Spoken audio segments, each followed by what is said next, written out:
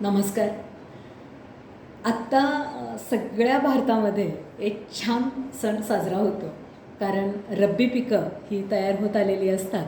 हरभरा असतो, तुरीचे दाणे असतात, गाजरं आलेली असतात, वाटाणे असतात आणि मग प्रत्येक तुम्ही जर बघितलं तर राज्यांमध्ये ह्या सगळ्या भाज्यांची एकत्र भाजी करून खाण्याची पद्धत आहे.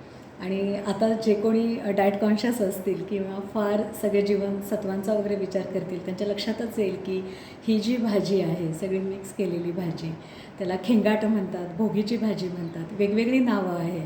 तर ती बाजरीच्या भाकरीसोबत, तीळ लावलेली बाजरीची भाकरीसोबत आज खाल्ली जाते. तर आजपासून हा मकर संक्रांतीचा सण सुरू होतो. म्हणजे काय, तर सूर्याचं संक्रमण होतं. आजपासून दिवस तिळातिळाने वाढत जातो, सूर्याचा प्रकाश हा वाढत जातो. आणि आपण जी काही अवजारं शेतीसाठी वापरलेली असतात तीसुद्धा नवीन या निमित्ताने काही प्रांतात घेतली जातात. जुन्याची होळी केली जाते. तर शेकोटीसाठी ते जुनी जी अवजारं होती तुटलेली फुटलेली ती फेकून दिली जातात.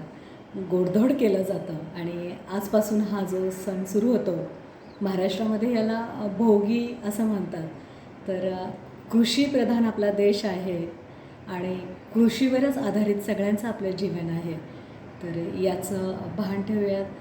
शेतकऱ्यांप्रती कृतज्ञता व्यक्त करून आज या सणाची आपण सुरुवात करूयात. आणि पतंग उडवण्यासाठी, पूर्ण डी व्हिटॅमिन घेण्यासाठी मोकळ्या जागेवर जा. परंतु पतंगाचा जो मांजा आहे तो नायलॉनचा नको.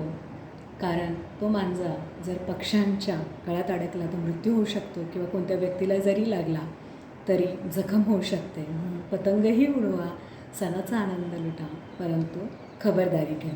पुन्हा एकदा खूप खूप शुभेच्छा.